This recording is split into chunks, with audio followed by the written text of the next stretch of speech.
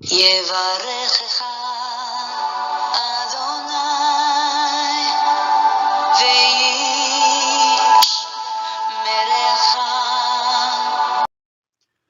וישמרך. 바레크카 아도나이 베이시메레카. 사랑하는 성도 여러분, 오늘 하루도 전지전능하신 임마누엘의 하나님께서 여러분에게 복을 주시고 여러분을 안전하게 지켜주시기를 축복합니다. 아멘. 할렐루야. 오늘도 우리의 창조주 하나님 여호와를 성축합니다.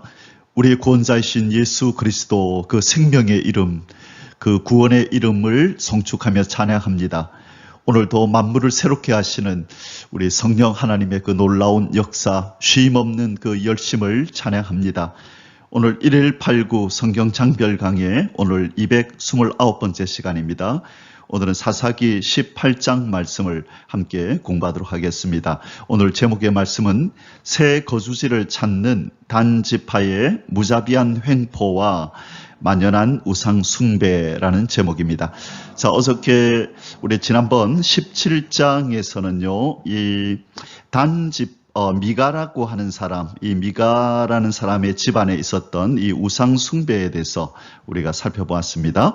거기에 레위 청년이 이 집안에 이 제사장으로서 고용이 되어서 이 사람이 만든 이 우상을 그렇게 돌보고 섬기고 그리고 우상 숭배자들을 축복하는 그런 장면을 우리가 보았는데요. 이제 오늘 이어서 그 사건, 이 장면과 이어져서 오늘 18장에서는 이 새 거주지를 찾는 이 단지파 사람들의 이야기가 나옵니다. 하나님께서 그들에게 그 여호수아 당시에, 그러니까 여호수아 당시에 그렇게 이 가나안 땅을 정복해서 각 지파에게 분배해 주었었잖아요. 그런데 이 단지파 사람들이 그렇게 하나님께서 허락하여 주신 그 땅에 만족하지 못하고 또 그 땅을 정복해서 소유로 삼으라고 하는 하나님의 명령에 순종하지 않고 그 주변에 있는 적을 두려워하여서 그 땅을 그냥 적들에게 내어주고 또 새로운 땅을 찾아 나서는 그런 불신앙적인 모습을 보게 됩니다. 그 와중에 이 단지파에서 보낸 사람들이 미가의 집을 들러서 나중에 이 미가의 집에서 이 미가가 가지고 있던 이 우상들과 예봇이나 또 드라빔 이런 것들을 빼앗고 또 그리고 레위 청년도 이렇게 매수를 해서 자기들의 지역으로 데리고 가는 그런 일들이 벌어지게 됩니다. 그러면서 이 미간의 집뿐만 아니라 이 단지파의 이제 우상 숭배가 만연하고 뿐만 아니라 이스라엘 전 지역에서 이미 우상 숭배가 만연해 있었다는 것을 우리 이미 배웠었지 않습니까? 자, 이제 오늘 특별히 이 미가의 집과 단지파 사이에 무슨 일이 있었는지, 그리고 이 무자비한 이 단지파 사람들이 미가의 집에 어떤 일을 행했고, 그리고 자기들이 지금 거주지를 옮기는 이 지역이 어디냐면요, 라이스라고 하는 성이 있는 이 아주 좋은 이 평안한 성을 이 사람들이 이 지역을 차지하고 이 편안하게 지내는 사람을 무자비하게 그렇게 진멸을 하고 이 땅을 차지하여 이제 단지파 사람들이 거주하게 됩니다. 그래서 이 잔혹한 이 단지파 사람들의 행포를 우리가 살펴보게 될 것입니다. 자, 이 과정에서 우리 하나님은 어떤 하나님으로 나타나며 또 하나님 백성된 우리에게 어떤 교훈을 주시고자 이 사사기 18장 말씀을 기록해서 우리에게 보여주시는지 한번 살펴보겠습니다. 자, 말씀드린 바와 같이 우리 17장부터는 지금 이 타락에 대한 문제를 다루고 있습니다. 17장에서 21장 마지막 장까지는 이스라엘 백성들의 이 타락된 모습을 보여주는데요. 자, 먼저 17장과 18장 오늘까지 종교적 타락, 이 미가의 집과 단지파 사이에서 일어났던 이야기를 다루고 있다 그랬습니다.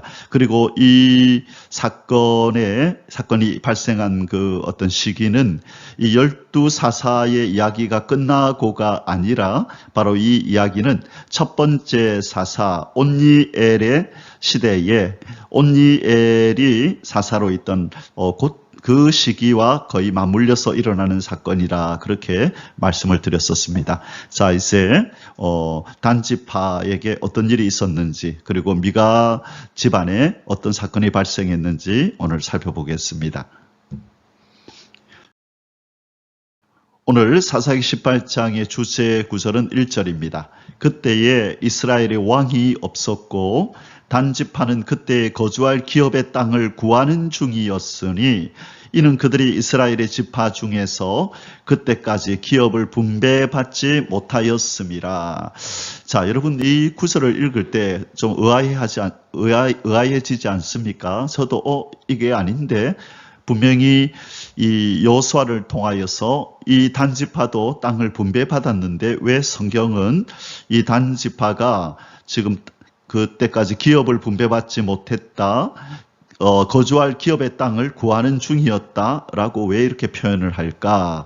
자, 여러분 그 밑에 그림에서 지도에서 보시는 바와 같이 바로 단지파는 바로 여기에 지금 땅을 분배받았었거든요. 그렇죠? 그리고 바로 위에는 에브라임이 있고, 그리고 오른쪽에는 베냐민이 있고, 그런데 문제는 그들의 이 남쪽으로, 남서쪽으로 보면 블레셋이라는 이 적이 여기에 있습니다. 그렇죠? 그래서 이 블레셋이라는 적과 이렇게, 국경적을 맞대고 있다 보니까 늘 위협을 느꼈던 것이죠. 그래서 이 단지파 사람들은 바로 이 지역을 그냥 내팽개쳐버리고 저 위에 저 꼭대기에 있는 어떤 라이스라고 하는 이제 그 지역을 정복을 하고 거기에 이제 새로운 터전을 마련하게 되는 이 어떤 이야기가 오늘 등장합니다. 자, 그런데 분명히 땅을 여기 분배받은 것이 맞는데 왜 성경은 거주할 기업의 땅을 구하는 중이라 표현을 쓰고 그때까지 기업을 분배받지 못했다라는 표현을 쓸까? 여러분 이것은 무슨 뜻이냐면요. 이미 이 땅을 이렇게 여호수아 때에 땅을 각각 분배해 줬잖아요. 그것은 완전히 정복된 상태가 아니라 이 지역을 너희에게 준다. 그러니 너희들이 이들을 쳐서 이 적들을 쳐서 점령해라 그 말입니다. 그래서 이미 땅들은 다 분배되어졌고 이제 그 경계지 안에서 한도 내에서 이 이스라엘의 12지파는 그 주변에 있는 적들을 다 무찔러서 죽이거나 쫓아내고 그 지역을 차지해서 그들의 기업으로 삼을 수 있는 권리가 주어졌다는 것이죠. 그렇기 때문에 지금 성경에서 기록하는 거주할 기업의 땅을 그들이 구하는 중이었다. 그때까지 기업을 분배받지 못했다 이 말은 아직까지 자기들이 분배받은 땅에 있는 적들을 다 쫓아내지 못해서 온전히 자기의 소유가 아직 되지 못했다라는 그런 뜻입니다. 자, 그러면 단지파가 취하여야 할 행동은 무엇이었을까요? 하나님께서 우리에게 주신 땅이고 약속의 땅이기 때문에 반드시 하나님의 약속대로 언약대로 우리에게 주어진 이 땅에서 우리는 적들을 쫓아내고 아무리 주변에 강대한 적군이 있다 할지라도 우리 하나님께서 우리를 이기게 하실 것이다. 우리는 우리에게 주어진 이 기업 하나님께서 여호수아를 통하여 우리에게 주신 이 기업을 굳건히 지키고 우리의 역할을 하자. 그렇게 했어야 마땅한데 이 단지파 사람들은 이 적이 두려워서 그냥 도망을 치는 그렇게 약한 모습을, 불신앙의 모습을 보고 지금 우리에게 보여주고 있는 것입니다. 자, 그러면서 앞에 이런 사건을 얘기하면서 앞에 어떤 내용을 먼저 얘기하나요? 그때에 이스라엘의 왕이 없으므로 또 얘기가 이제 나오죠. 이스라엘의 왕이 없을 때에 이 하나님의 백성, 그러니까 하나님을 왕으로 모시지 않는 하나님의 백성들에게서 나타날 수 있는 이런 불신앙의 모습은 어떤 모습이고 이 죄악된 모습은 어떤 모습인가를 적나라하게 보여주는 그 책이 사사기라고 말씀드렸어요. 그래서 오늘 18장 1절에서 이 단지파의 불신앙의 행동은 어디에서 나왔다? 바로 하나님을 왕으로 모시지 않는 그 불신앙의 마음에서, 믿음 없는 마음에서 그들은 적들을 두려워하는 이 극도의 두려움이 찾아왔다는 거예요. 적들을 극도로 두려워함. 자, 적들을 극도로 두려워하는 이 마음은 어디서 나온다? 하나님을 왕으로 모시지 않는 그 상태에서 나온다는 것입니다. 그래서 하나님이 주시마 약속한 것조차도 자기의 소유로 삼지 못하고 그 두려움으로 인하여 그 손에 다 들어온 것까지도 다 떠나보내고 놓아버리는 이런 불신앙의 모습이 나타난다는 것입니다. 그러나 반면에 하나님을 왕으로 온전히 모신 사람에게서는 어떤 모습이 나타날까요? 이것은 하나님이 주신 거야. 약속의 말씀이 있는 땅이야.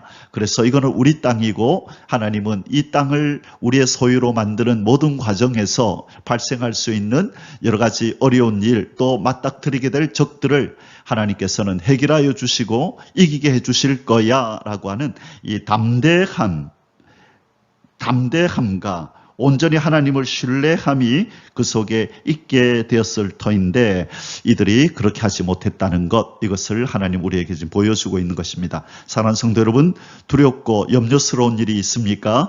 그것은 우리 주 예수 그리스도를 온전히 우리의 마음속에 왕으로 모시지 않은 결과이고 그 영향이 나타나는 것입니다. 그래서 오늘 우리 사사기 18장을 공부할 때에 다시 한번 우리가 저 멀리 밀어놓았던 예수 그리스도, 그분을 우리의 왕으로 다시 우리의 왕자의, 심령의 왕자의, 그리고 우리의 삶의 중심에 모시는 그런 놀라운 역사가 말씀의 기운으로 나타나기를 주님의 이름으로 축복합니다.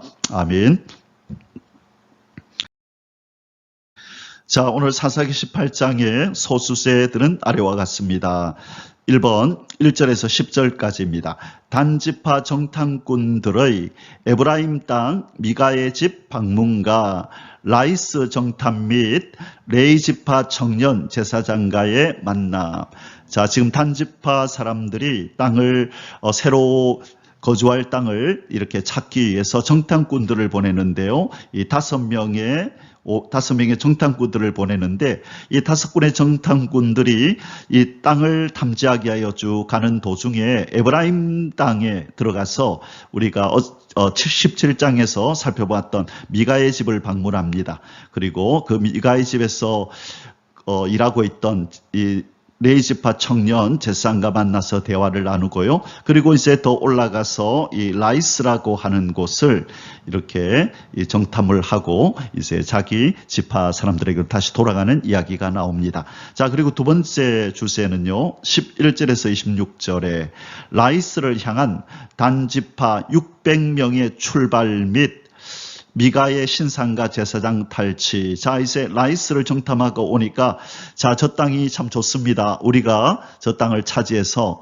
우리의 새로운 터전으로 삼읍시다 해서 600명의 군인을 파송합니다. 자, 600명의 군인들이 이 라이스를 이제는 정복하기 위해서 떠나는데요. 그 과정에 또 앞서 들렀던 미가의 집을 또 들읍니다. 그래서 이 미가의 집에 있었던 신상들과 이 제사장, 레이지파 제사장을 이렇게 데리고 탈취해서 이제 그 라이스를 향하여 떠나 올라가는 장면이 나옵니다. 이 과정에서 이 미가가 가만히 있을 리가 없죠. 주변에 자기 지인들을 동원해서 이 600명을 대항하려고 쫓아가다가 생명의 위협을 느껴서 다시 돌아오는 일이 발생합니다. 자, 그리고 세 번째로 단지파의 라이스 정복과 이주 및 우상 숭배. 드디어 라이스를 정복한 단지파 사람들의 대이동이 있게 됩니다. 그렇게 그곳으로 이주한 후에 미가의 집에서 탈취해온 이 우상 숭배의 재료들을 가지고 그곳에서 우상 숭배를 하였더라 하면서 하나님을 왕으로 모시지 않는 이 악한 이 단지파 사람들의 이 만행을 적나라하게 고발하는 장면이 바로 27절에서 31절에 나타납니다. 자, 이렇게 세 가지 소주제를 가지고 오늘 사사기 18장을 공부하겠습니다.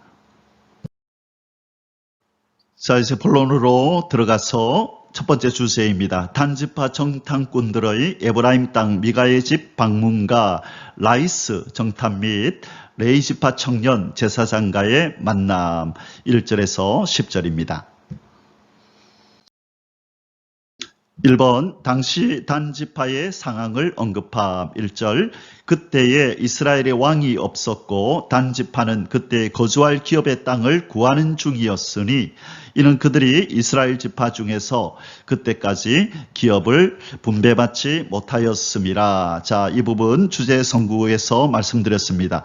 기업을 분배받지 못한 것이 아니라 분배받은 땅을 완전히 정복하지 못하였음이라. 왜요? 이 블레셋이라고 하는 이 국경을 맞대고 있는 이 적의 위협 때문에 아마 많이 위축되어 있고 그래서 아마 초창기부터 도저히 이게는 안 되겠다. 우리 좀 편안한 곳으로 이주하는 게 좋겠다라고 소극적인 마음. 그래서 이렇게 불신정의 행위를 지금 하고 있는 것입니다. 믿음이 후퇴된 것이죠.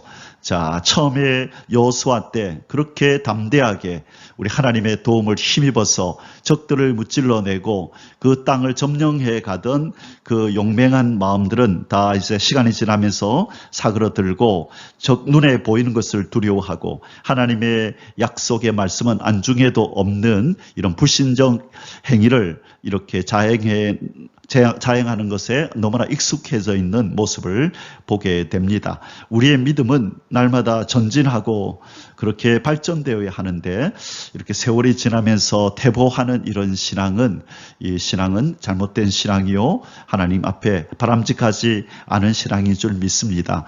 우리의 신앙의 연수가 깊어질수록 우리는 말씀을 아는 지식도 깊어지고 더더욱이 하나님을 사랑하는 마음과 그분을 신뢰하는 마음이 더 깊어져야 될 줄 믿습니다. 이 복이 저와 여러분에게 말씀 한 장 한 장을 배워나갈수록 그렇게 이러한 복이 저와 여러분에게 임하기를 주님의 이름으로 축복합니다. 아멘. 자, 큰 지도로 한번 보겠습니다. 지금 단지파는 여기에 있고요. 바로 위로 이 북쪽으로는 에브라임 지파가 국경을 맞대고 있고 그 다음에 동쪽으로는 베냐민 지파가 이렇게 맞대고 있는데 문제는 어디라 그랬죠? 예, 여기 남쪽에 있는 남서쪽으로 있는 이 블레셋이라는 이 적이 문제가 되는 것입니다. 자, 지금 바로 그 밑에 이 정남쪽으로는 지금 유다 지파가 여기 딱 있는데 그죠? 그러니까 지금 삼면은 자기 동족들이 지금 국경을 이렇게 맞대고 있고 한 면에 이 블레셋과 이렇게 맞대고 있는 이런 상황을 못 견딘 것이죠. 자, 그런데 하여튼 그 반면에 다른 지파들을 보면 적들을 이 강대한 적을 딱 맞대고 있는 그런 지파는 없다. 그죠? 그러나 우리가 앞서서도 배웠지만 그 중간중간에 아직 정복되지 않는 이런 족속들이 있어서 여전히 다른 지파 사람들도 그 적들의 위협 가운데서 살아야 했습니다. 비단 단지파만 이런 위협에 있는 것은 아니었죠. 그러나 오늘 이 단지파는 이 블레셋을 두려워하여 이제 새로운 거처를 찾아 정탐꾼들을 보내는 그런 행동을 하고 있는 것입니다. 2번 단지파가 거할 곳을 찾기 위해 5 정탐꾼을 보냄 2절입니다. 단 자손이 소라와 에스다올에서부터 그들의 가족 가운데 용맹스런 5 사람을 보내어 땅을 정탐하고 살피게 하며 그들에게 이르되 너희는 가서 땅을 살펴보라 하며 그들이 에브라임 산지에 가서 미가의 집에 이르러 거기서 유숙하니라.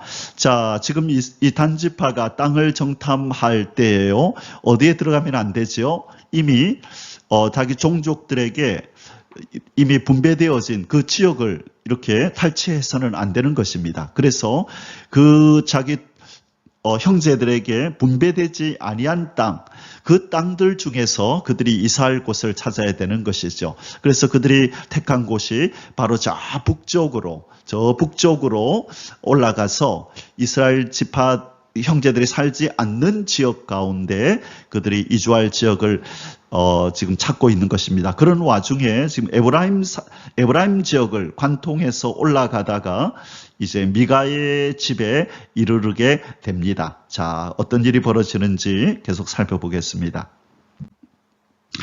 자, 지금 여기가 조금 전에 그 지역 이름이 나왔었죠. 소라와 에스다올이라는 지역, 여기에서요. 자, 여기가 지금 단지파에 속한 지역인 것입니다. 여기서 올라가는데 이 에브라임 산지, 에브라임 지역으로 올라가서 거기에서 우리가 17장에서 살펴보았던 이 우상을 섬기는 미가의 집, 거기에는 레위 지파 청년이 제사장으로 있는 곳이죠. 바로 이곳에 도착한 것입니다. 자, 좀 더 큰 이 지도를 보겠습니다. 자, 여기 소라가 있고 에스다올이 있습니다.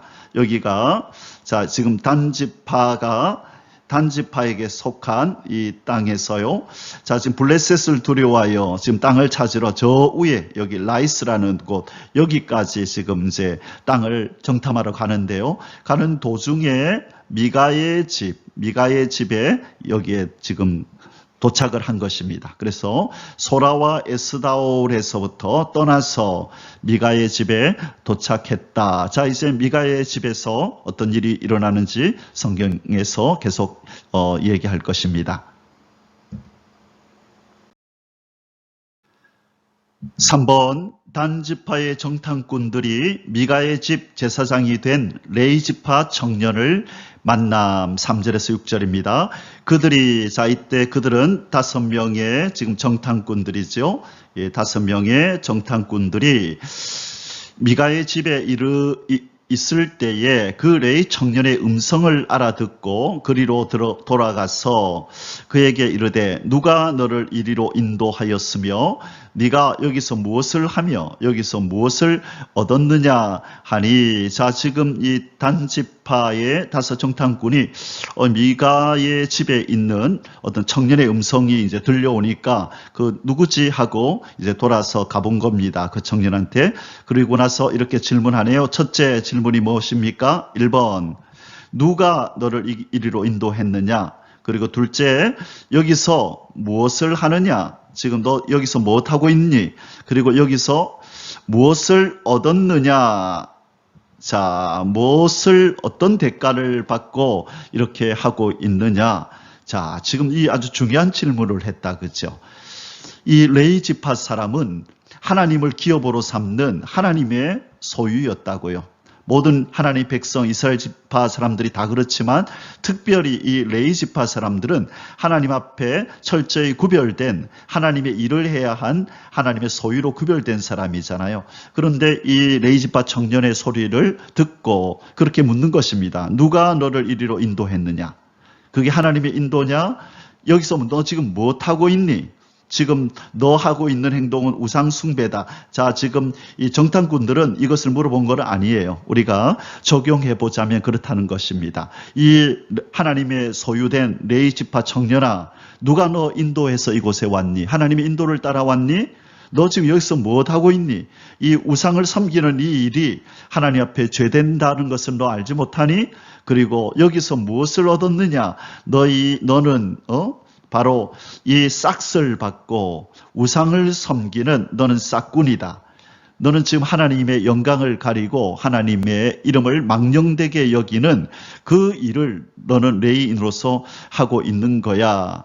자, 지금 이 정탐꾼들은 지금 그런 의도로 물은 것은 아니지만 하나님께서는 지금 이 구절을 통하여 이 레위 지파 청년에게 그렇게 묻고 싶었던 내용을 지금 말씀하고 있는 것입니다. 오늘날 우리에게도 그렇게 말씀하시는 거죠. 우리가 하나님의 인도를 따라 이 자리에 있는지, 지금 무엇을 하고 있는지, 그리고 무엇 때문에 어떤 대가를 바라고 이 일을 하고 있는지 우리의 이 창조의 목적에 대해서 우리들의 삶의 목적에 대해서 하나님은 묻고 계십니다. 이 세 가지에 대한 답을 우리는 성경적으로 하나님 중심으로 할 수 있어야만 저와 여러분의 삶이 하나님의 영광을 위한 삶이라 그렇게 말씀할 수 있는 것입니다. 자, 4절 말씀에 그가 그들에게 이르되, 그가는 레위 청년이죠. 청년이죠. 레위 청년이 그들에게 이르되 미가가 이러이러하게 나를 대접하고 나를 고용하여 나를 자기의 제사장으로 삼았느니라 하니라. 자, 하나님의 소유된 레위 지파 사람이 누가 자기를 이렇게 대접했다고요? 미가가 옷을 주고 또 은도 주고 먹여준다 했다. 그가 나를 고용했다. 그가 나를 자기의 제사장으로 삼았다. 전적으로 하나님과는 관계없는 것. 그 일을 또 그 자리에 있으면서 이렇게 말하고 있는 것입니다. 자, 그러나 미가나 레위 지파 청년이나 자기들의 행하는 이 일이, 우상을 섬기는 이 일이, 그들은 하나님의 이름을 거명하면서 하나님의 이름을 들먹이면서 하나님을 위한 그런 제사 행위요 섬김이라고 생각했던 거죠. 그것이 바로 사사기, 이 자기의 소견대로 행하는 자들의 행동이었던 것입니다. 5절에 그들이 그에게 이르되, 여기서 그들은 정탐꾼이죠. 정탐꾼들이 이 레위 지파 청년에게 이르되 청하건대 우리를 위하여 하나님께 물어보아서 우리가 가는 길이 형통할는지 우리에게 알게 하라 하니. 자, 지금 무슨 얘기를 하는 거예요? 우리가 지금 이사할 땅을 찾으러 가고 있는데 하나님한테 한번 물어봐 다오. 우리가 이 가는 길이 형통할지, 우리가 좋은 땅을 찾을지 못 찾을지 하나님 앞에 한번 물어봐 다오. 이렇게 묻습니다. 그러자 그 제사장 레위 청년이 뭐라 그러죠? 그들에게 이르되, 정탐꾼들에게 이르되 평안히 가라. 너희가 가는 길은 여호와 앞에 있느니라 하니라. 가관입니다.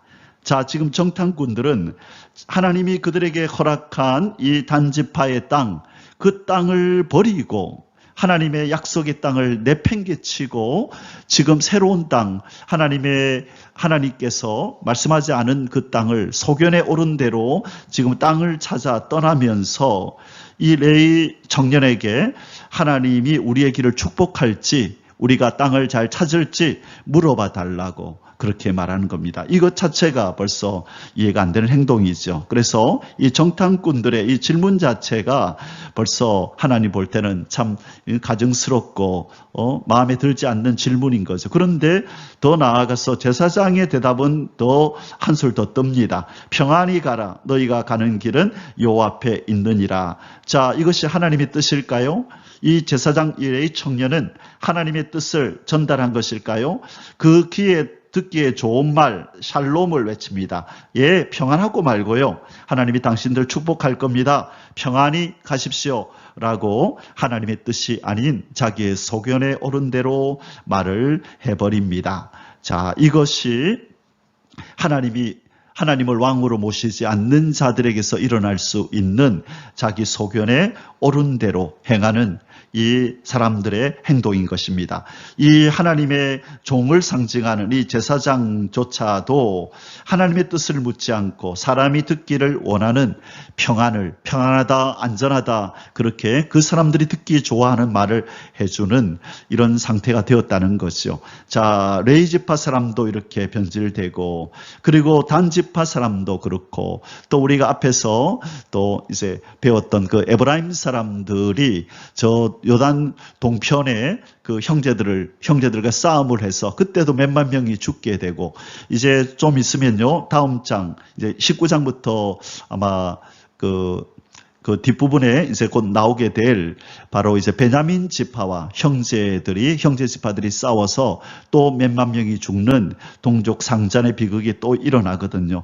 그래서 하나님을 떠난, 하나님의 법을 버린 자들의 이 모습은, 소견에 오른 대로 행하는 이 자들의 모습은 너무나 잔인하고 너무나 불신앙적이고 도저히 불신자들의 삶 속에서도 일어나지 않는 그런 모습들을 적나라하게 드러내는 그런 것들을 우리가 앞으로 계속 보게 될 것입니다. 4번, 정탐꾼들이 미가의 집을 떠나 라이스를 정탐한 후 귀환하여 보고함. 7절에서 10절입니다. 이에 5사람이 떠나 라이스에 이르러 거기 있는 백성을 본즉 염려 없이 거주하며 시돈 사람들이 사는 것처럼 평온하며 안전하니 그 땅에는 부족한 것이 없으며 부를 누리며 시돈 사람들과 거리가 멀고 어떤 사람과도 상종하지 아니함이라.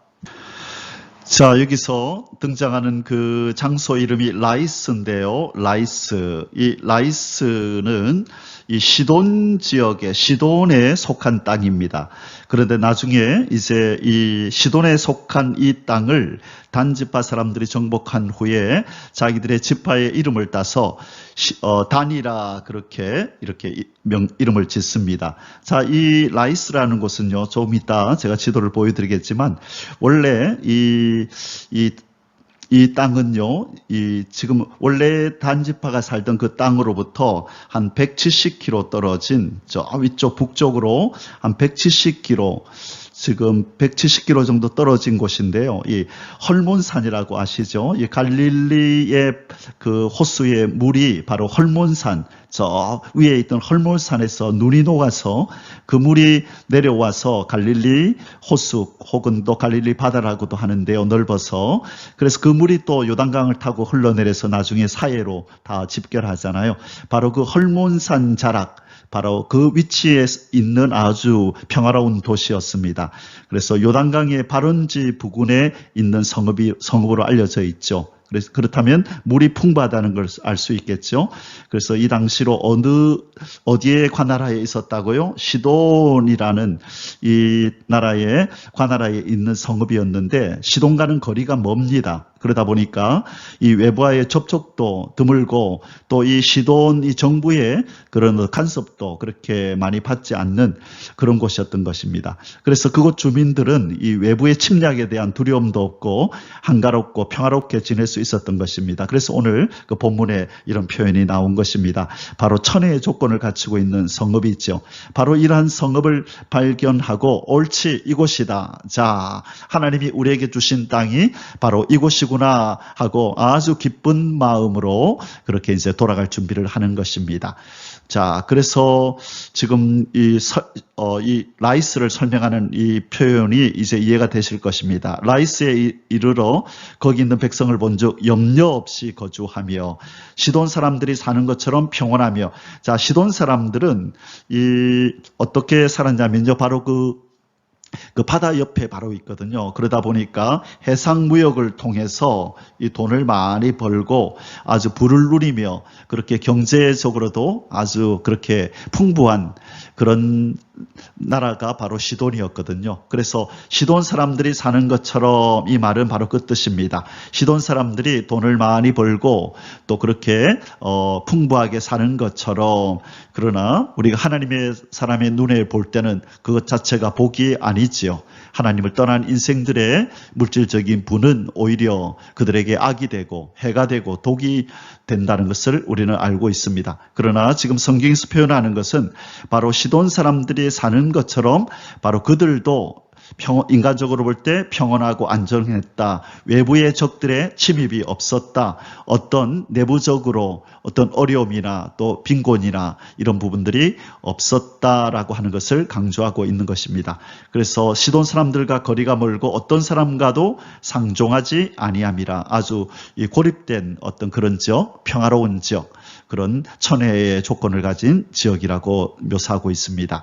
8절, 그들이 소라와 에스다올에 돌아가서 그들의 형제들에게 이르매 형제들이 그들에게 묻되 너희가 보이기에 어떠하더냐. 자, 라이스 땅을 묻는 거죠. 소라와 에스다롯, 그들이 떠났던 그곳으로 다시 돌아가서 이제 보고를 하는 겁니다.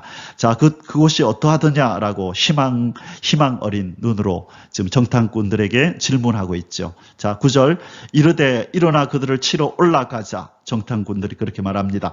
이제 그 땅 하나님 우리에게 주셨다. 그들을 치러 올라가자. 우리가 그 땅을 본즉 매우 좋더라. 너희는 가만히 있느냐? 나아가서 그 땅 얻기를 게을리하지 말자. 자, 우리 이렇게 앉아있지 말고 빨리 올라갑시다. 빨리 가서 하루라도 빨리 그 땅을 차지해서 빨리 이사 갑시다라고 지금 재촉하고 독촉하고 있는 것입니다. 너희가 가면 평화로운 백성을 만날 것이요 그 땅은 넓고 그곳에는 세상에 있는 것이 하나도 부족함이 없느니라. 하나님이 그 땅을 너희 손에 넘겨주셨느니라. 자, 이것이 하나님이 넘겨주신 땅인가요? 우리는 그 결론을 알지요. 이들은 이 라이스라는 땅을 차지해서 단이라고 이름을 고치고 바로 이곳에서 우상의 단을 만들어 우상 숭배하는 죄에 깊이 빠지게 되는 결과를 초래하게 됩니다. 자, 그래도 자기 백성들과 자기 형제들과 함께 어울려서 그렇게 국경을 맞대고 살 때에는 서로 견제하고 밀어주고 끌어주고 또 눈이 있어서 하나님 앞에 함부로 또 사는 일에 있어서 그래도 나름대로 눈치를 보는 면이 있겠지만은 이렇게 동떨어져서 자기들 혼자 저 위에 이 형제들에게 간섭도 받지 않고 자기 마음대로 자기들의 독단적으로 그렇게 살아갈 때에 이 악한 마음이 이미 뿌리 깊게 자리하고 있는 이 단지파 사람들에게서 하나님을 기쁘게 하는 선한 행동을 기대하기는 무리인 것입니다. 결국 그들은 바로 이 단이라고 이름을 바꾼 이 라이스 땅에서 우상의 단을 만들고 그곳에서 하나님을 아프게 하는 우상 숭배에 깊이 빠지는 결과를 그들은 맛보게 됩니다. 자, 지도를 한번 보겠습니다. 바로 여기가 이 단이라고 이름 지어진 여기가 라이스입니다. 라이스는 바로 옆에 있는 시돈에 속한 땅이다. 그런데 이 시돈으로부터 이 정부로부터 많이 떨어져 있었죠. 그래서 이 간섭받지 않고 또 이 적들이 주변에 없어가지고 평화롭고 그렇게 안전하게 살았을 뿐만 아니라 이 시돈에 속하였기 때문에 이 해상무역으로 이 정치 경제 사회가 아주 안정되어 있었던 곳이 바로 그 당시에 시돈이었거든요. 그래서 이 정치적으로도 또 경제적으로도 그래서 사회적으로도 아주 안정되어 있었어요. 이 해상무역을 통하여 돈을 많이 버는 그런 어떤 나라였거든요. 자, 그래서 바로 이곳을 차지해서 단이라고 이름을 지었네요. 자, 거리는 여기 단 지역에서부터 저 위에까지 170km. 한 170km 정도 떨어진 곳이고요. 자, 그리고 보니까 여 위에 므낫세 동쪽에 있는 므낫세 지파가 저 아래에 자리하고 있고, 요 납달리 지파도 저 부근에 이렇게 있기는 하네요. 자, 그래서 이 라이스 지역이 지금 이 납달리나 므낫세 지파와 이 접경 지역에 있었는지는 모르지만 이 지도상으로서는 잘 나오지는 않지만 어쨌든 이 이스라엘 백성들 다른 지파들보다도 더 위에 저 위로 올라가서 이방에 속한 땅을 점령해 가지고 바로 단 지파들이 이곳에 거주해서 사는 이런 일이 이제 오늘 일어납니다.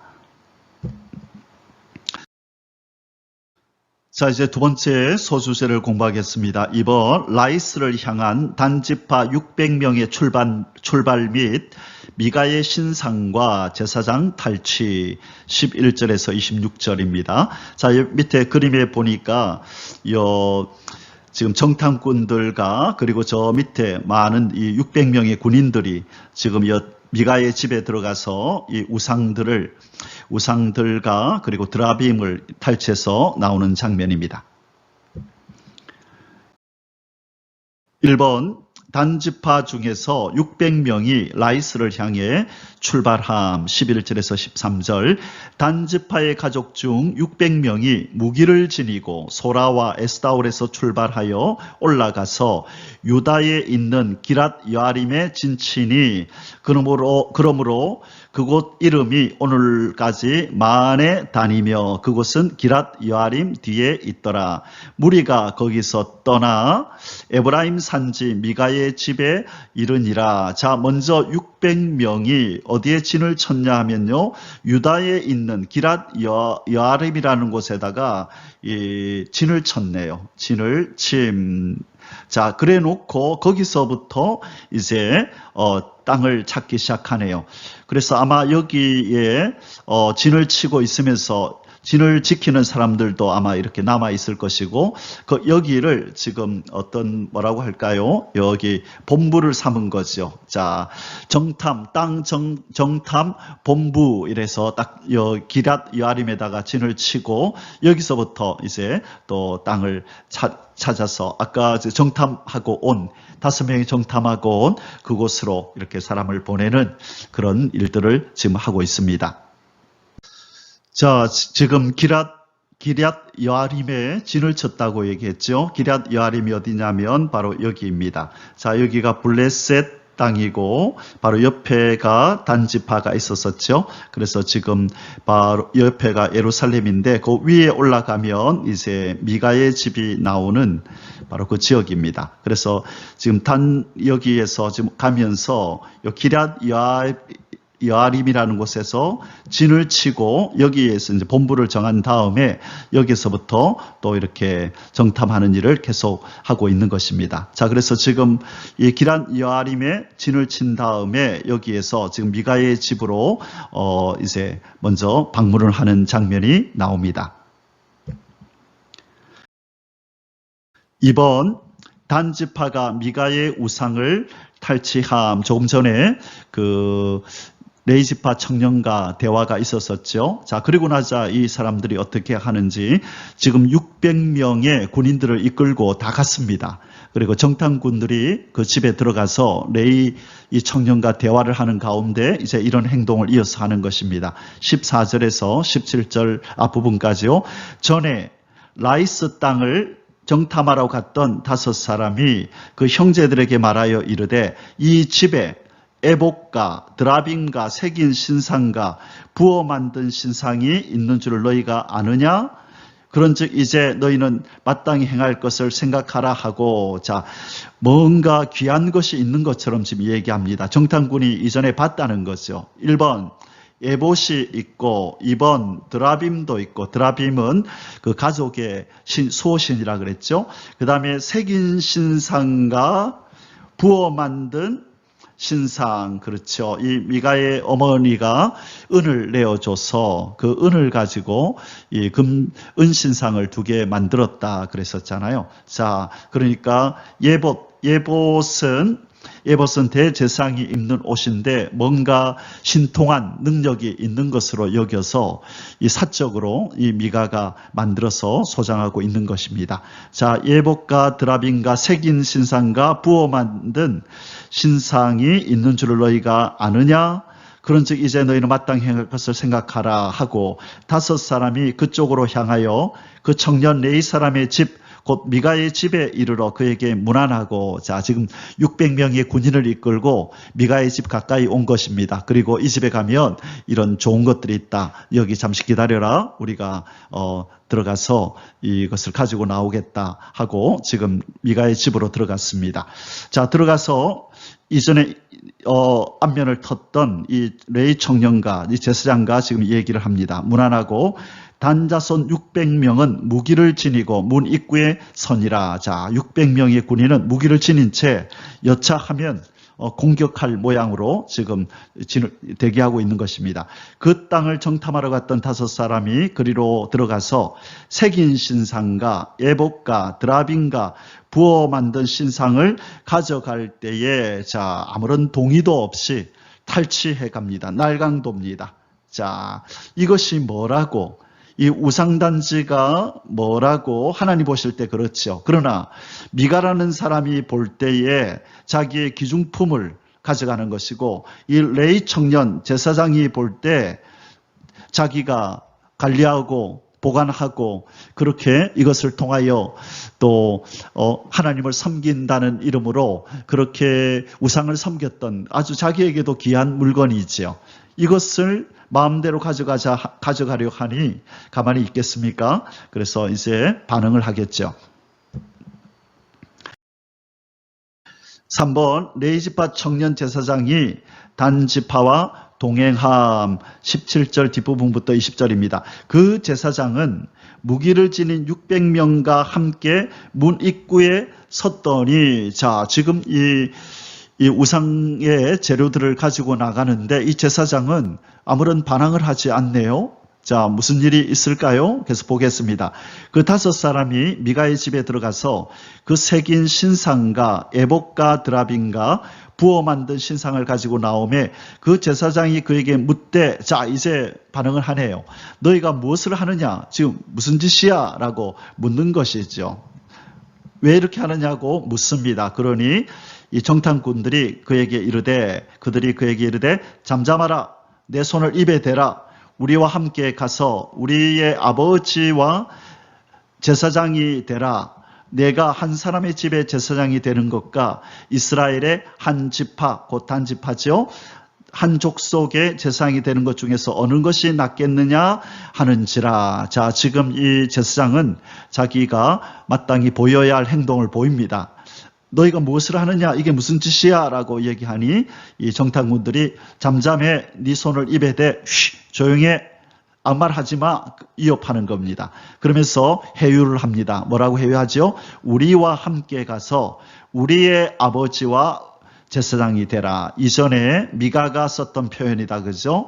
자기 집에서 자기의 아버지가 되고 제사장이 되라. 이때 아버지란 말은 혈육의 아버지가 아니라 존경받는, 우대받는 그런 존재가 되라. 그러한 제사장이 되라. 이 말이라 그랬어요. 지금 이 단지파의 5 정탐꾼이 그렇게 회유하고 있습니다. 뭐라 하면서 아주 그럴듯한 말로 회유하는데, 네가 한 사람의 집에, 이때 한 사람은 미가의 집이죠. 이 사람의 집에 일개 한 사람의 집에 제사장이 될래? 아니면 우리를 따라가서 한 지파, 곧 우리 지파, 단 지파의 단족 속의 제사장이 될래? 어느 것이 더 낫겠는지 한번 판단해봐라. 그런 거죠. 자, 20절에 그러자 그 제사장이 마음에 기뻐하여 에봇과 드라빔과 새긴 우상을 받아가지고 그 백성 가운데로 들어가니라. 예, 전형적인 싹군의 모습이 나타납니다.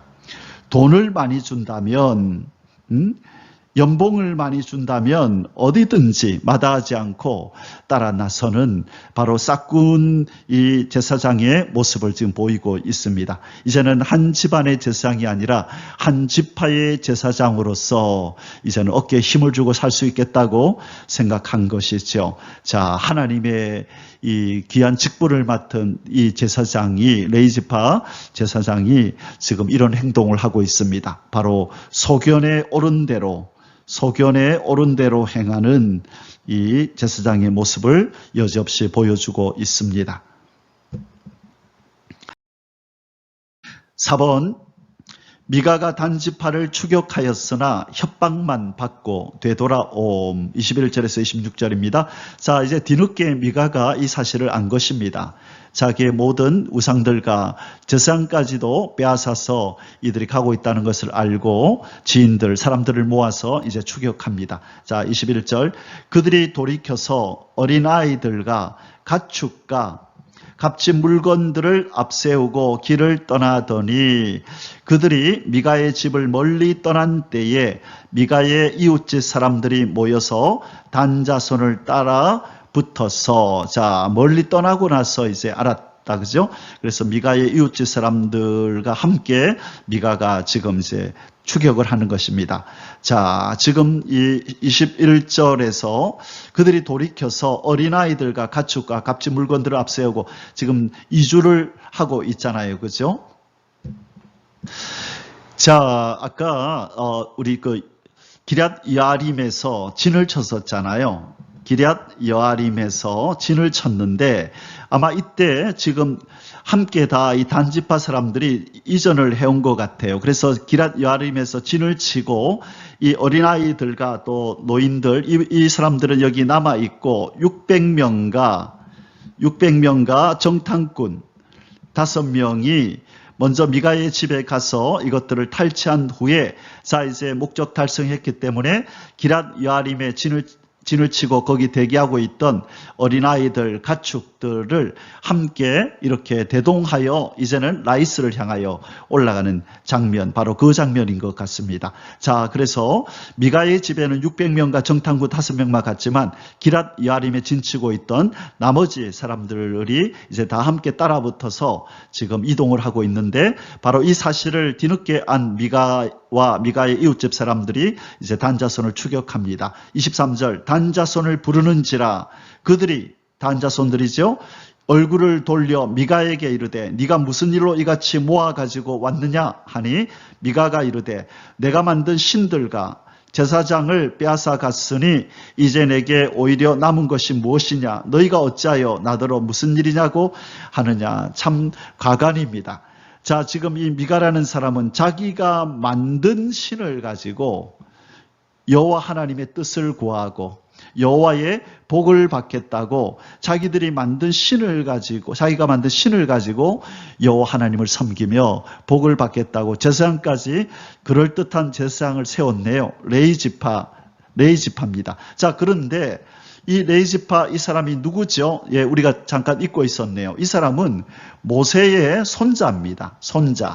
모세의 손자 요나단이라고 하는 이 청년이 지금 이 사적인 미가가 만든 신들을 통하여 하나님을 섬기며 이 가정에 복을 빌어주는 일을 하고 있는 것입니다. 예, 우리가 잠깐 잊고 있었습니다. 이 레이지파 청년의 이름이 뭐라고요? 요나단.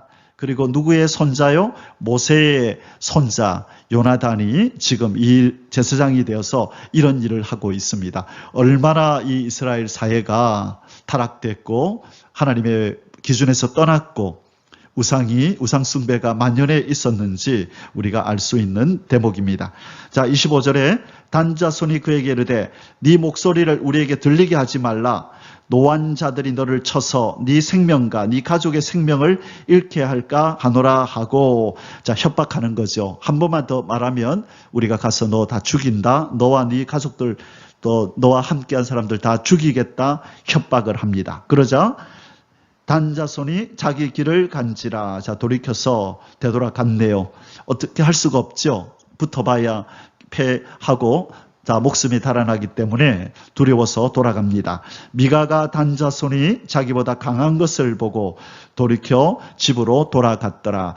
아마 미가가 이렇게 추격하게 된 것은 그 군인의 수가 이렇게 많은 줄 아마 몰랐을 것입니다. 그 이웃들에게서 들었겠죠. 미가여, 지금 무슨 일이 있었는지 당신 모르나 하면서 당신의 집에 있던 모든 것들, 우상들, 그리고 너의 제사장도 저 단지파 사람들이 데리고 떠났다 하니 미가가 뒤늦게 이제 따라붙은 거죠. 그런데 막상 가보니까 이 적들이 너무 강한 것입니다. 수가 너무 많은 것입니다. 이 군대가 있는 것입니다. 그래서 안 되겠다. 괜히 섣불리 덤볐다가 자기 생명도 달아나겠다 싶어서 되돌아가는 장면입니다. 자, 이제 마지막 세 번째 소수세입니다. 3번 단지파의 라이스 정복과 이주 및 우상 숭배. 자, 이제 이 단지파 사람들이 라이스를 이제 정복하게 되고 그리고 거기에 이주하여 정착하게 되고 그곳에서 우상을 섬기며 그렇게 사는 모습을 성경은 기록합니다. 1번 단지파의 라이스 정복과 이주.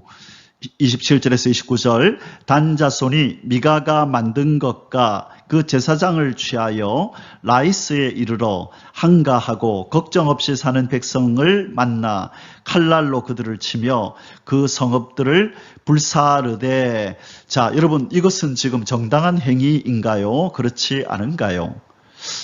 지금 이스라엘 백성이 아니고 이방인이니까 이렇게 평화롭게 사는 이들을 이렇게 잔인하게 진멸하고 죽여도 되는 것인가요? 하나님께서 가나안 족속들을 다 그렇게 쫓아내고 죽이라 했기 때문에 이렇게 해도 되는 것일까요?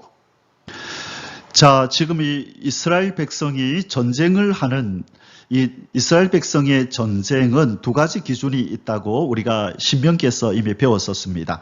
신명기 7장에서는요, 1절에서 5절까지에서는 이 가나안 지역에 있는 7족속, 가나안 땅에 이 7족속들은 무슨 전쟁을 치러야 된다고요? 헤렘 전쟁을 통하여 모든 생명이 있는 것들을 다 죽이고 물건들을 다 태우고 그렇게 했어야 합니다. 그러나 이게 이제 첫 번째 그 가나안 7족속들, 가나안 땅에 있는 족속들을 향한 전쟁의 규칙이었고요. 두 번째는 그 신명기 20장에 나오는 자, 신명기 20장 10절에서 14절까지 여기에 보면 이제 두 번째 전쟁에 대한 기준이 나오는데요. 이것은 가나안에서 먼 곳에 사는 이방인들과 전쟁을 치를 때 어떻게 하는지 두 번째 기준이 나옵니다. 뭐라고 말씀하냐면 10절에 네가 어떤 성읍으로 나아가서 치료할 때에는 그 성읍에 먼저 화평을 선언하라. 화평을 선언하라고 얘기를 합니다. 자, 항복하라는 거죠. 항복하면 그 생명을 살려줘야 됩니다. 그래서 11절에 계속 이어지는 데 보면 그 성읍이 만일 화평하기로 회답하고 너를 향하여 성문을 열거든 그 모든 주민들에게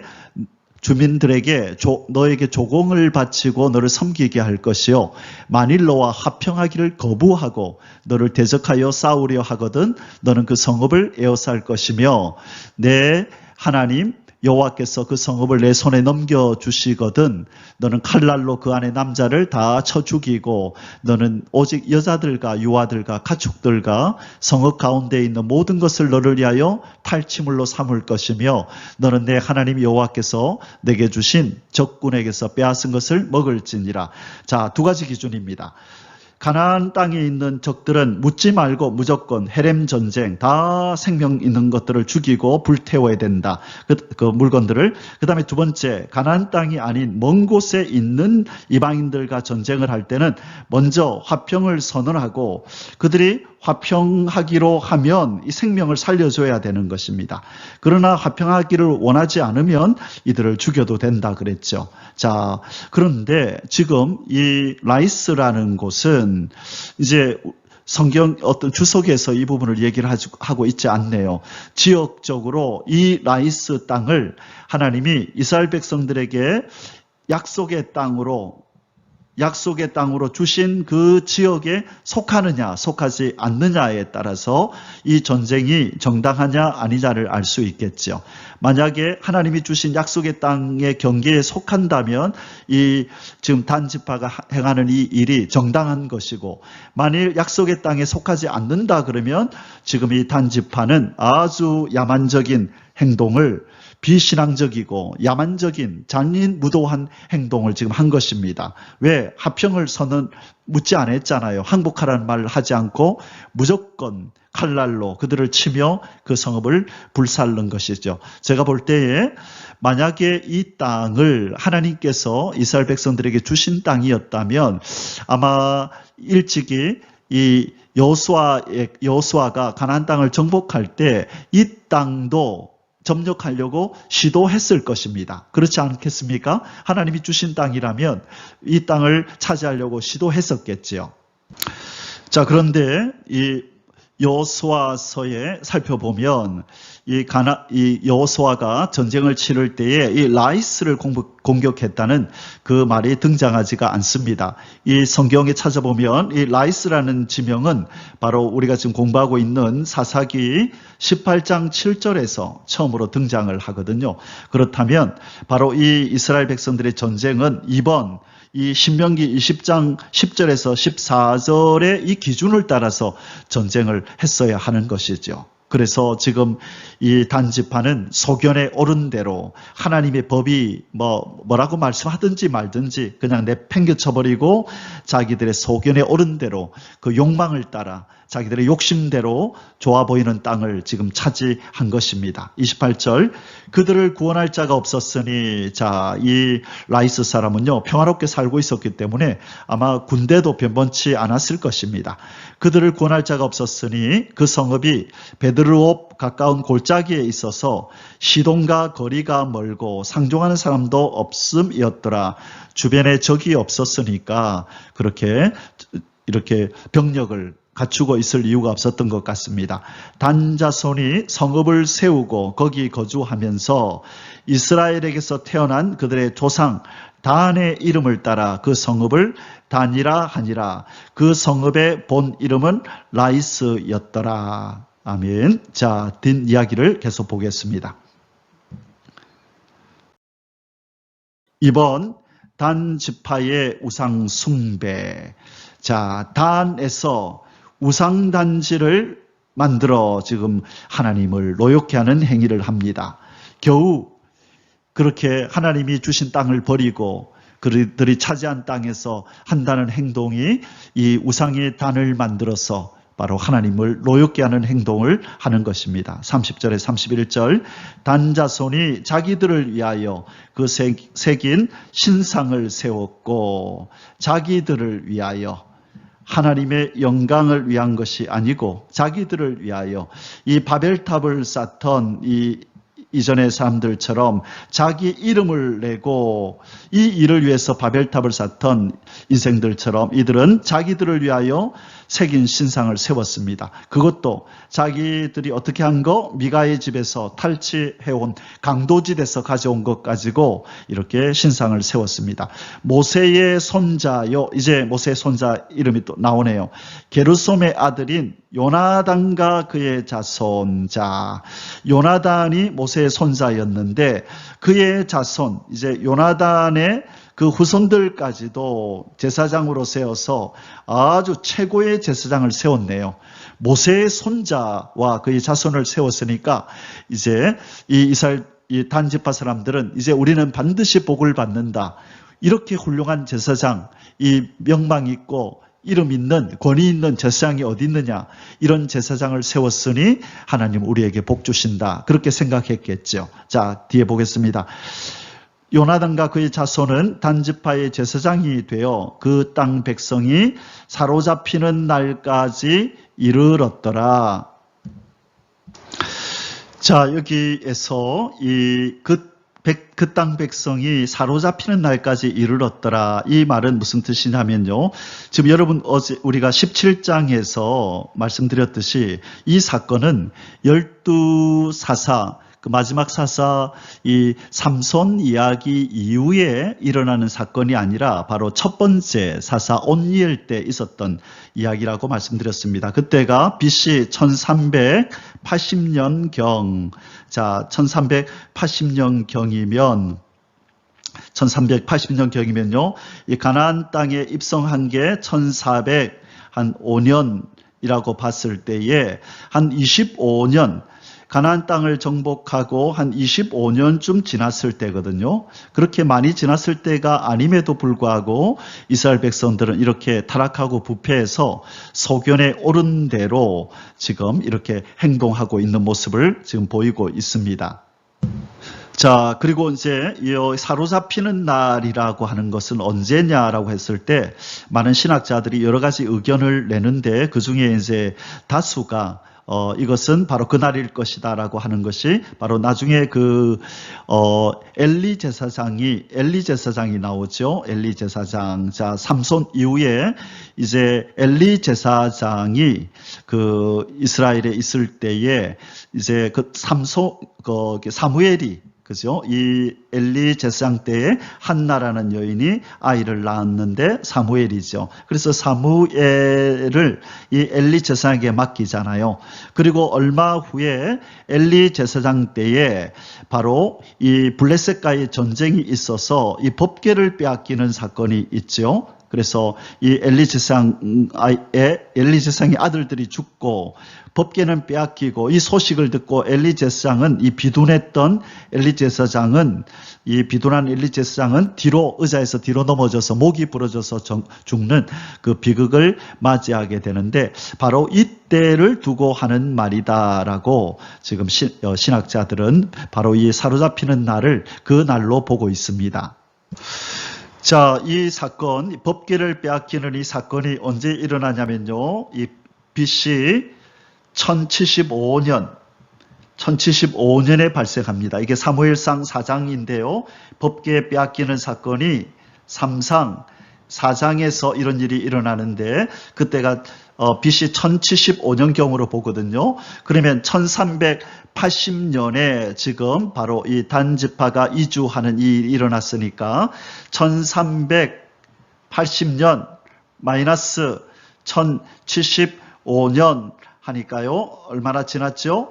이 305년 305년 후에 이 법궤를 빼앗기네요. 자, 그래서 이 요나단과 그의 자손이 제사장이 되어서 계속해서 이 단지파의 제사장으로 쭉 그 후손들이 계속 이어진 것이 거의 305년 동안이나 긴 세월 동안이나 이 단지파의 제사장으로 모세의 손자 요나단과 그의 자손들이 계속 이어서 이 단지파의 제사장이 되었다는 것입니다. 자, 31절 하나님의 집이 실로에 있을 동안에 자, 하나님의 집 이 성막이 실로에 있었었죠.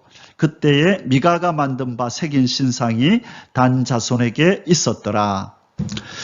이스라엘 백성들은 하나님의 이름을 두신 하나님의 집, 이 계속해서 출애굽 때부터 이 하나님의 집이 있는 이 성막이 있는 이곳을 뭐라고 하나님께서 이름을 붙이셨냐면 하나님의 이름을 두시는 곳이다. 이름을 두시는 곳. 결국 하나님이 임재해 계시는 바로 그곳을 말씀하는데 이 하나님의 집이 실로에 있을 동안에 이 단지파 사람들은 자기 그 지역에다가 우상을 가져 빼앗아온 우상을 세워서 그 우상을 섬기고 있었더라. 그 이야기를 지금 하나님이 하고 계신 것입니다. 이토록 이 사사시대에 이스라엘 사람들 하나님 백성이 이토록 소견에 옳은 대로 행하였다. 너희들은 그렇게 하지 말라. 오직 하나님만 섬기고 하나님만 왕으로 모시며 살아라. 그렇게 지금 오늘도 우리에게 말씀하고 계신 것입니다. 자, 이제 오늘 이 마지막 31절까지 살펴보았으니까 우리 몇 개의 이 사진, 그림을 좀 보고요. 단지파가 이전에 있었던 그 지역의 사진들을 몇 개 보고 이제 결론을 맺도록 하겠습니다. 자, 오늘 본문 18장 31절에 이렇게 기록하고 있었죠. 하나님의 집이 실로에 있는 동안에, 자, 하나님의 집이 실로에 있는 동안에 미가가 만든 바 새긴 신상이 단 자손에게 있었더라. 자, 여기 단 자손에게는 미가가 만든 신상이 있었다는 것이죠. 하나님의 집, 이것은 회막을 의미하는데요. 이 광야를 지날 때 만들었던 성막과 비슷한 그런 구조로 하나님의 이름을 두신 곳, 하나님의 이름을 하나님이 두시겠다고 하신 곳, 바로 실로에 있었고요. 이 실로를 중심해서 이스라엘 지파 사람들이 바로 여기서 하나님을 만나고 또 형제 자매들이 모여서 교제하고 하는 일을 하고 있는 동안에 하나님의 집이 실로에 있는 동안에 이 미가가 만든 신상이 단 자손에게 있었더라 하면서 오늘 18장이 마칩니다.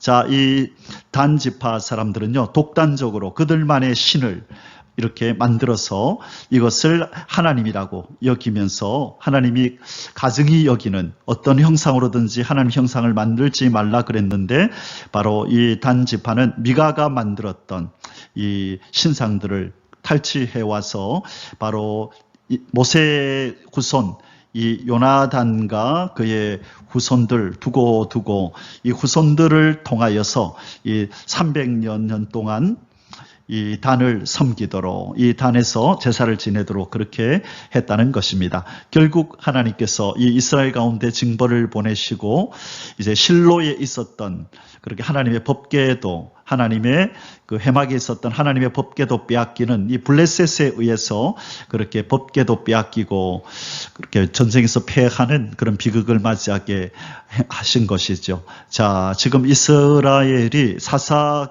시대 동안에 어떤 일들을 하나님 앞에서 행하고 있었는지를 여기서 적나라하게 지금 보여주고 계십니다.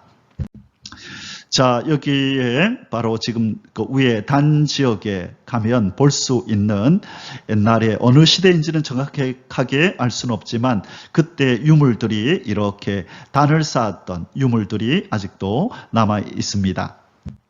자, 여기가 바로 지금 이전에 단 지파들이 거주했었던 바로 그 지역의 유물들입니다. 자, 여기도 있고요. 자, 이전에 여기에서 뭔가 단을 쌓고 이렇게 제사를 드렸던 그런 흔적들로 신학자들은 보고 있습니다. 자, 이제 결론을 결론을 내릴 시간입니다. 오늘 단지파에 대해서 우리가 좀 살펴봤는데요. 결론은 이렇게 좀 내려보기를 원합니다. 범사에 감사하지 못하면 더 큰 어려움에 직면한다. 하나님께서 이 단지파에게 허락하신 그 블레셋 족속들이 사는 바로 옆에 지중해를 끼고 있는 그곳에 하나님께서 여호수아를 통하여 그곳의 땅을 분배해 주었건만 그들은 그 땅을 감사하지 못하고 뛰쳐나온 것이죠. 그래서 더 편하고 좋은 곳을 찾아서 바로 라이스라는 곳을 침략해서 이 잔인하게 이곳 사람들을 진멸하고 이곳에다가 이렇게 자기의 거처지를 만들고 이곳에 신상을 세우고 여기서 우상을 섬겼다. 그렇게 말씀합니다. 자, 그래서 블레셋의 위협을 피하려다 우상 숭배의 덫에 걸린 단지파라 제가 그렇게 한번 말을 만들어 봤습니다. 30절 31절 단자손이 자기들을 위하여 그 새긴 신상을 세웠고 모세의 손자요 게르솜의 아들인 요나단과 그의 자손은 단지파의 제사장이 되어 그 땅 백성이 사로잡히는 날까지 이르렀더라. 하나님의 집이 실로에 있을 동안에 미가가 만든 바 새긴 신상이 단 자손에게 있었더라.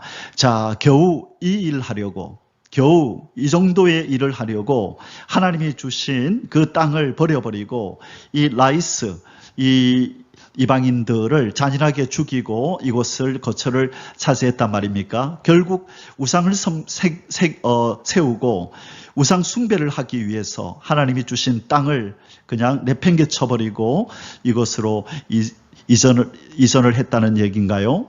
자, 여기서 우리는 알게 되는 것이 뭐죠? 하나님이 주신 것에 감사하지 못하고 뭔가 욕심을 내어서 더 좋은 것을 원할 때에 그 일이 형통할 수가 없습니다. 하나님이 주신 것에 범사에 감사하지 못하면서 뭔가 더 그들의 욕망을 만족시키고 그들의 욕심을 채워줄 만한 그런 것들을 찾을 때에 그들은 우상 숭배라고 하는 덫에 걸려서 그렇게 하나님의 심판을 면치 못하게 되는 것입니다. 사랑하는 성도 여러분, 하나님께서 우리에게 주신 것들에 대해서 우리는 감사하십시다. 감사하면서 살 때에 하나님이 더 많은 감사의 제목들을 우리한테 주시는 것입니다. 그런데 이미 하나님이 주신 것에 감사하지 못할 때 우리는 우리의 욕심을 쫓아 살아가게 되고 소견에 오른 대로 살다가 오히려 이 우상숭배라는 덫에 걸린 단지판처럼 우리는 더 좋지 않은 환경에 처하게 되고 더 어려움을 당하게 되는 일이 일어날 수도 있습니다. 우리가 오늘 사사기 18장을 통해서 배우게 되는 것은 하나님께서 주신 것에 대해서 지금 당장 눈앞에 블레셋 같은 블레셋 같은 환경이 우리를 막고 있는 것처럼 보여도 하나님이 주신 것이 최고이고 최상이고 최적의 것임을 우리는 믿어야 될 줄 믿습니다. 이것을 감사함으로 받을 때에 우리 하나님은 기뻐하시고 영광 받으시고 더 좋은 감사의 제목들을 우리에게 더하여 주실 줄을 믿습니다. 오늘 하루 하나님께서 우리에게 주신 것들에 대해서 감사하면서 감사의 찬미를, 감사의 찬송을 하나님 앞에 올려드리는 그런 복된 하루가 되시기를 주님의 이름으로 축복합니다. 아멘. 할렐루야. יברכך